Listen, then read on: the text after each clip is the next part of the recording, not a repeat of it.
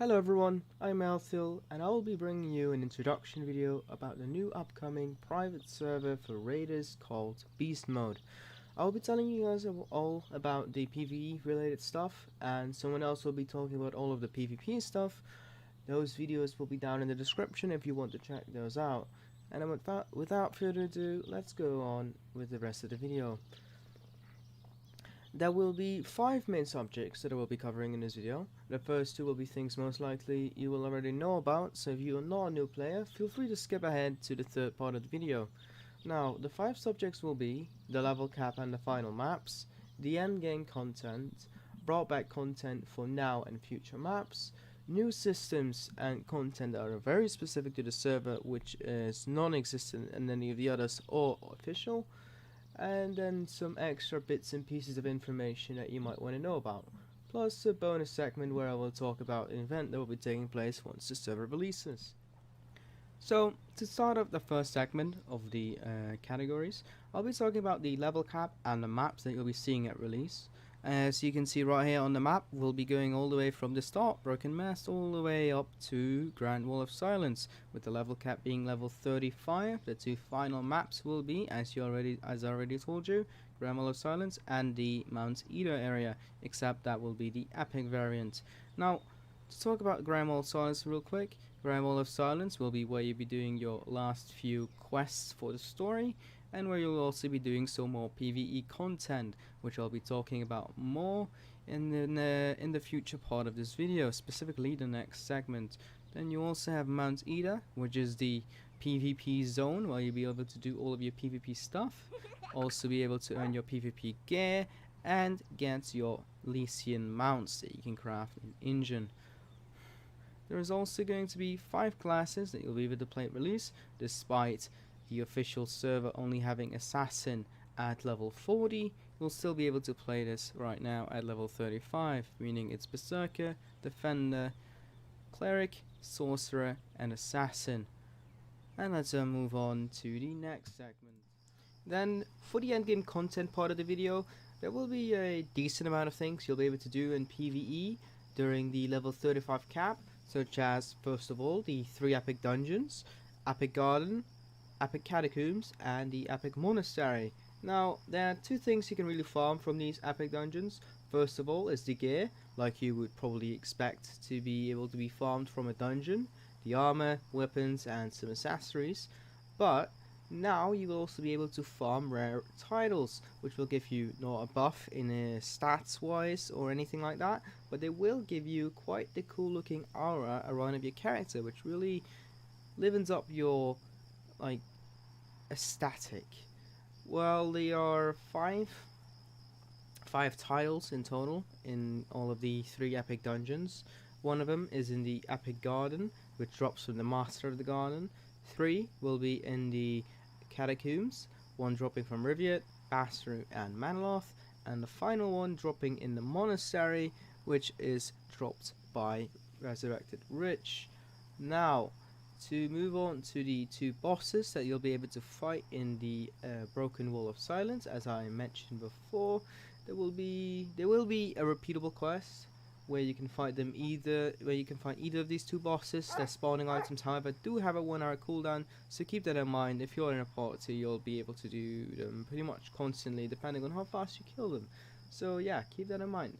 Both of them also drop their own items that you'll be able to use for your new weapons or accessories. There is also 2 new accessories, which is unique to both of the bosses, which I won't be spoiling. You'll have to find that one out yourself.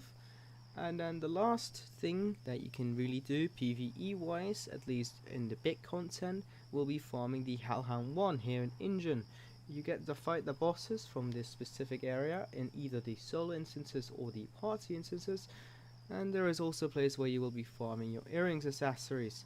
One small note to make, however, is that both the epic dungeons and the Hellhound runs have daily runs or daily keys, however you would like to call or phrase it. The epic dungeon gives you 3 keys per day from the daily that you can do near the dungeon itself, while the Hellhound one gives you 5 keys a day. However, at this moment they do not decay, so you can save up the keys and use them all at once if you would like to. And yeah, that's what you can do if you save them up. Do like a bunch of runs all at once. And let's end this shorter section of the entire video and move on to the things that have been brought back into the server. As you can see, I made my way over here next to the Wandering Minstrel Rhyme. However, it is not the minstrel that has been brought back. It has actually in fact been the musician questline that has been. You will need this quest and finish the quest line before you can craft any of the instruments that are in the game, most of which will be in Reeds, at least the most useful ones will be. And yeah, they're going to be a rather nice thing to be going for, seeing that they work as a rather nice pastime. They'll just have a bit of fun, or if you're looking for a more functional use, they can also regenerate your HP or energy on a cooldown, of course. I'll be showing you a bit of a summary on how to get the quest line done in general to get your very own instruments. To start out the quest, you just have to head over to this archway near to the lighthouse in Ingen, followed by simply playing it wherever you like. I walked all the way over to the ocean for a nice view to play it. And once you've done that, you just walk back to the Wandering Minstrel to complete the quest. Keep in mind, however, that you do need to be level 15 to even start this quest, so don't go thinking you can immediately run over to this guy and do the quest. However, if you do finish the quest at the level 15 mark, then you'll probably have to wait a bit before you can do the next quest, which will be all the way over in Reeds, where you'll have to kill the Yeelis for her harp. After you completed both of those quests and you've reached level 35, you'll be able to start the final quest chain from a guy down in Reeds. Moving on to the next thing, which has been brought back, and you might have already guessed by seeing where I'm standing at the moment, it's the bowlers weapons. They have been added back into the game, meaning that after you've farmed yourself all of the gear from the epic dungeons, you will still have one more weapon upgrade that you can be farming for. So how exactly do you get the bowlers weapons? Well, it's actually fairly simple. Once you've farmed yourself the weapons from one of the 3 epic dungeons, it doesn't really matter which one it is, you'll have to make your way over to one of these 3 NPCs. You can see under the names, the Artisan Catacombs, the Monastery and Garden, so you know which one to go to depending on what weapon you got. So for example, going to the ones for the Catacombs, how are you? all of the Catacombs weapons are able to be turned into one of the tokens. Doesn't really matter which one it is, I am quite sure that all of the ones that you can get from the Catacomb can be turned into one of the tokens, so you do not have to worry about which weapon you want to be turning into a token. So I suggest doing whatever comes first, or whatever you was able to farm for first. Once you actually get one of the tokens, which you will need to craft the final bowler's weapon, or otherwise it will be simply impossible, you will head over to that NPC over here, Battle Merchant Gemma. Once you talk to her, you'll first have to craft the Dark Greatsword, which requires bowler's materials, obviously, which is also the first tier of the 3 bowler's weapons. Once you've done that, you go ahead and choose one of the 7 incomplete weapons. So you'll need this for the final one, so be sure to choose the one that you'll want to end up using. For the incomplete weapon, you'll need first of all the dark weapon of your choice, plus the token that I mentioned before, and then a few more bowler's materials. Then you'll end up with the last 7 weapons, which will be the final weapon that you'll be able to get at this level cap. Now, despite being called the bowler's weapons, there are actually in fact 3 more bosses that you'll be needing to farm to actually get these. The Southern requires you to kill the Ghost Rider, which you can find in Hero's Lane, as well as repeatable for it. The Katanan is the Viva boss in Hellhound, and then you have the, forgive me if I pronounce this wrong, the Calatatium, which requires you to kill Chimera. There is also a slight change in model for 3 of the 7 swords, the Dark Thunderbolt, Thunderbolt being the Kata model, the Poison one being the Garden model, and the Ice being the Monastery model, with the other ones being just the Bowler's sword, except you can dye these swords, so you don't have to worry about the color if you want to change them. And then let's move on to the final part of the brought back content. Now, despite this not really being in the current level cap, I still want to mention some of the things for the future, specifically things that have been brought back in Cowan Marsh. Mainly 3 things that I'll be quickly going over that have been fixed and or brought back. The first thing that has been fixed are the dialogues and text in the entire map to normal English again, because some of the other private servers were having a bit of an issue with English, which was most notably bad during the Bonbon slave quest. The second thing that has been fixed / brought back is the complete Cynthia boss moveset. This includes the dungeon and the field one. She will now have all of her skills and her moves again that she used to have in the official server. I cannot quite recall how many there were in total, but yes, she now has it all back, so that should make her a bit more challenging again. The last thing that has been added are the mechanics of the Temple Arenas. All of the mechanics that used to be in the official servers have been added back, like the torching at Prodigy for example. However, they have been altered a slight bit to make the dungeon in general just a little bit better. And with all of that information out of the way, we can put a close to this category and move on to the juiciest bit, which is going to be the new content that is unique to this server and this server alone. So, to start off with the new functions, I added back to engine so I can show you one of the first new functions that has been added to the Beast Mode server. Now, behind me are the material traders, which you already know about. However, as you can see, Jabble has gotten a bit of a brother, or some kind of other family member. I can't quite say for sure, I am not into the lore, but we already know Jabble turns your lower level materials into higher level materials. And you probably already guessed it, Abel does the opposite. So if we take a look at his trading screen, you can see right here, so if I'll take a look at the steel fragment box, you can see 1 steel bullion goes over to a box of 3 steel fragments. Yes, now you'll be able to turn the higher level materials into low level materials, and every single trade will hand you 3 of the low level materials. Now, what this will mostly do for you is that if you need lower level materials for something, it will be unnecessary to go and farm those materials, because you can now just turn the materials you already have and are actually worth farming for into the lower level materials, saving you quite some time. Now, there's one more thing I want to mention, which we won't be seeing right now, but we will be seeing in the future after the Cowan Marsh release, will be the fact that coming with the Arambis volcano map and the new materials that will be in there, you'll be able to turn the materials from the Cowan Marsh ones into the materials from Arambis. However, do note that at release of the map, they will be at quite the higher price. For example, it takes 5 maplewood, black oak wood, to turn into 1 maplewood. For example, it probably would be like 20 of the maplewood for 1 of the Arambis wood, mostly to prevent people from immediately getting all of the materials right from the get-go.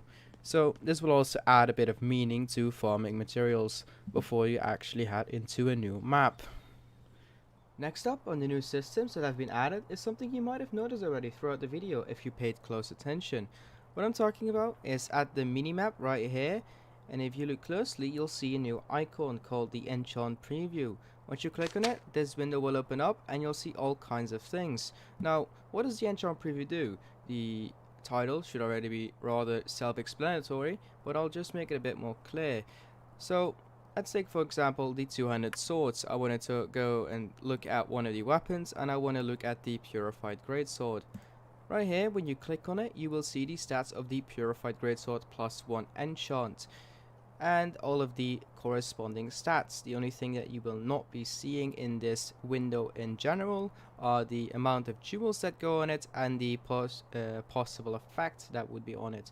But for the rest, you can see all of these stats, and that goes from +1 all the way up to +9. So if I want to check out what this weapon is at on +5, I can just click it and it shows the stats. At +9, I can click it and it shows me the stats. This is particularly useful if you want to compare gear. For example, I currently have my purified greatsword at +7. That is this kind of attack. How much enchant would I need to, for example, the final weapon, which is for I'm just gonna take the Dark Thunderbolt greatsword.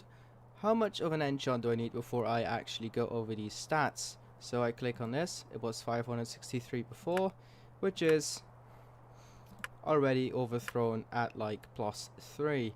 So this way you can check out and compare weapons stat wise, and it goes for every single weapon type and every single armor type.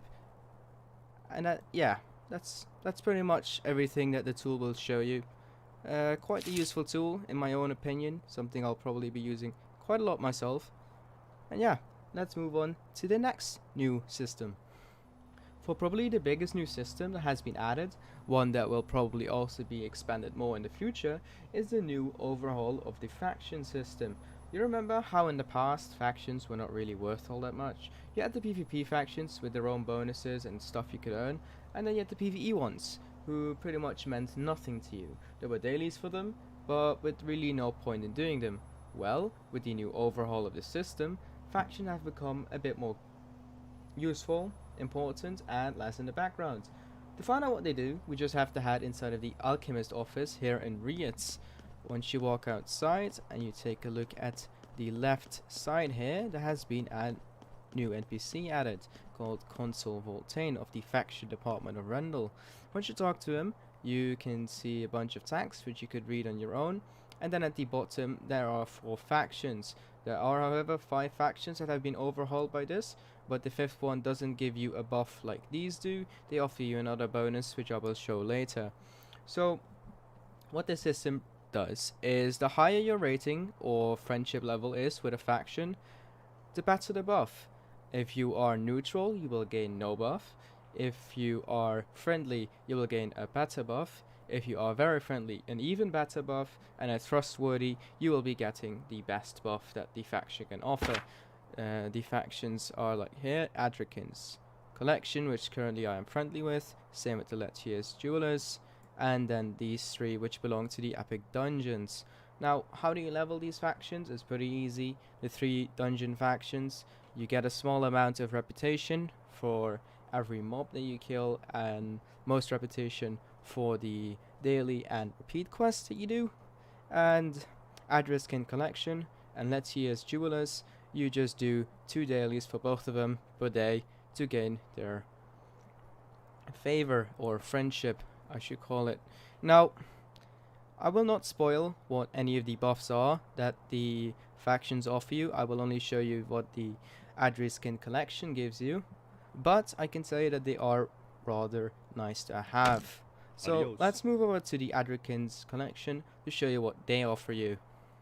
So over here at Adrikin's Collection, there is one extra thing that you'll be able to get for your faction bonus or your faction friendliness. Once you talk to the costume artisan Mimi, you'll be able to see the extra costumes. The invisible hat already existed, and then you have all of the others, which as you can see on the right requires reputation. Friendly, friendly, very friendly, all the way up to trustworthy. For a decent amount of the hat's costumes. There is also an NPC like this in Engine, which is at the cloth and leather crafter. And yeah, that's pretty much all of the things that this faction will be giving you. And then without further ado, let's move on to the last few new systems that are upcoming and won't be in the current level cap. There will be 3 main things that will be new in the future, with one only being in Cowan Marsh, and the other starting at Cowan Marsh and continuing its run for every map that follows it. To start with the one from Cowan Marsh, the rescue mission, which you know from the Creeper Cave, has been reworked. It's neither like how the official was, which was the wave system, nor how other private servers have handled it. It has now promptly been made into an actual Creeper dungeon, and therefore has also been renamed to the Creeper Nest. What mainly changed is how the cave is now filled with the creeper variants instead of skeletons and zombies and all kinds of stuff like that. And has turned into quite the fun thing. The next 2 things that are kind of interwoven into each other, so I will mention them both at once. The new feature that will start at the level 40 content update are world bosses. Strong bosses that are meant to be fought with more than 5 people. And what will they reward you ask? Well, they reward you with enchanting materials and other goodies. And I do not mean basium with that. Yes, at level 40 cap, you will start to be able to farm the enchanting materials. Really useful if you are looking to enchant somewhat without wanting to pay real money for them. This trend will continue with all of the maps that follow after Cow and Marsh, so you'll be able to do this whenever the level 40 content update drops, all the way until the however long that will last. And that is all of it for the biggest new system, and let's start to slowly wrap this video up and talk about some extra bits and pieces of information that are still nice to know about before you start on the server. And then lastly, finishing off with the video about the release event. Enchanting is the first change I want to talk about in this segment. And what exactly changed to enchanting? Well, like official enchanting, it's a lot more gradual, so no longer will you barely get any stats at all from enchanting the +1 till +7 and get all of your stats at the +8 and 9. Now the enchants will be a lot more gradual from the start on, meaning that you would already have a fair boost in power from getting your +6 enchantment.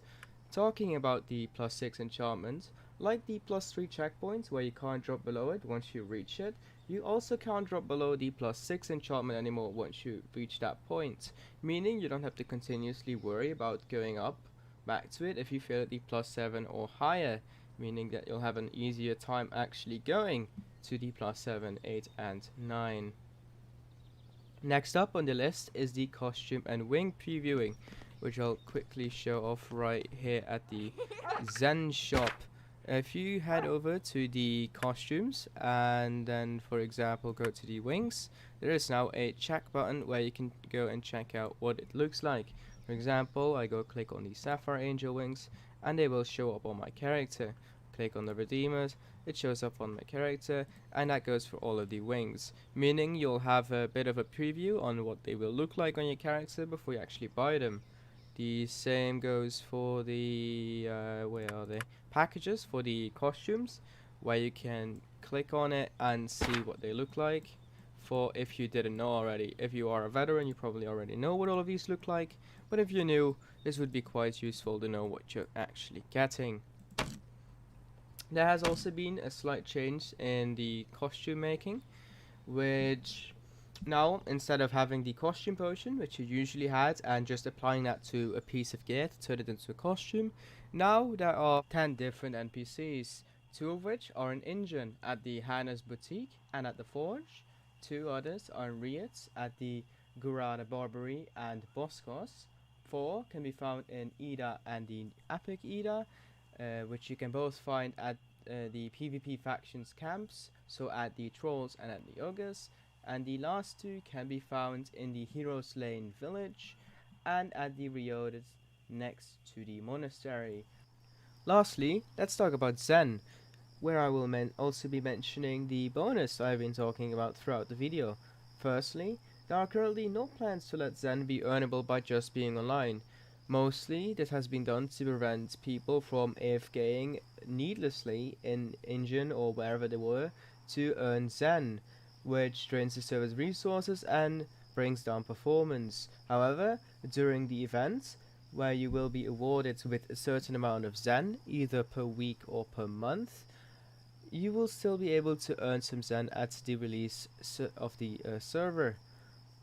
The duration of this event is not 100% certain yet, however, but you will surely get a nice amount of Zen at the start of the server's release, which you'll be able to use for anything that's really in the Zen store.